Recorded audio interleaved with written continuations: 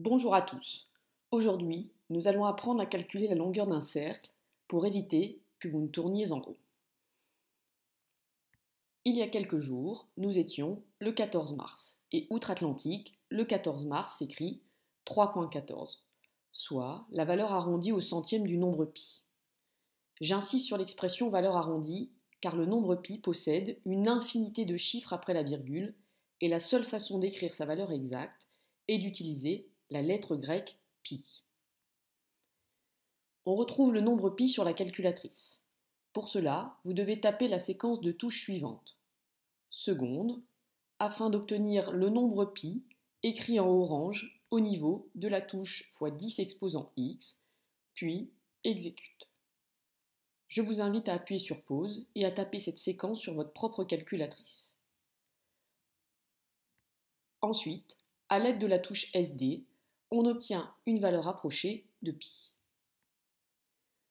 On retrouve le nombre pi dans de nombreuses formules, dont celle de la longueur d'un cercle. Lorsqu'on a un cercle de rayon R, on calcule sa longueur à l'aide de la formule longueur du cercle égale 2 fois pi fois rayon. Le signe fois n'étant pas toujours obligatoire, on peut également écrire cette formule 2 pi r, ce qui donne 2 pi r, qui est un moyen mnémotechnique pour se souvenir de la formule. Dans un cercle, on peut également tracer un diamètre qui correspond à 2 rayons. La formule devient alors longueur du cercle égale pi fois d, et pi d lorsqu'on supprime le signe multiplié. Ces deux formules sont à savoir, mais à partir du moment où on connaît la première, on peut retrouver la seconde en regroupant deux rayons, et ce qui nous donne un diamètre. Nous allons passer aux exemples d'application. Dans ce premier exemple, on nous donne un cercle de rayon 5 cm et on nous demande de calculer la longueur de ce cercle et d'en donner la valeur exacte dans un premier temps, puis la valeur arrondie au centième. Comme on connaît le rayon du cercle, on va utiliser la première formule. Longueur du cercle égale 2 fois pi fois rayon.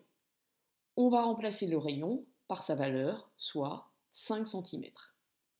Ce qui nous donne, soit en tapant sur la calculatrice, soit en regroupant 2 fois 5, 10 fois pi, ou 10 pi. On remarque que la valeur exacte de la longueur d'un cercle doit toujours contenir la lettre pi. Je vous invite à faire une pause pour taper ce calcul à la calculatrice et appuyer sur SD. Pour obtenir la valeur arrondie au centième, c'est-à-dire avec deux chiffres après la virgule, on doit regarder le troisième chiffre qui est un 5. La valeur arrondie est donc 31,42 cm. Dans ce deuxième exemple, nous avons un cercle de diamètre 3 cm et on souhaite calculer la longueur de ce cercle et d'en donner la valeur exacte, puis la valeur arrondie au dixième. Comme on connaît le diamètre du cercle, on va utiliser la deuxième formule, pi fois diamètre. On va remplacer le diamètre par sa valeur, soit 3 cm, ce qui nous donne 3 fois pi ou 3 pi, et c'est sa valeur exacte. Je vous invite de nouveau à faire une pause pour taper ce calcul à la calculatrice et à appuyer sur SD.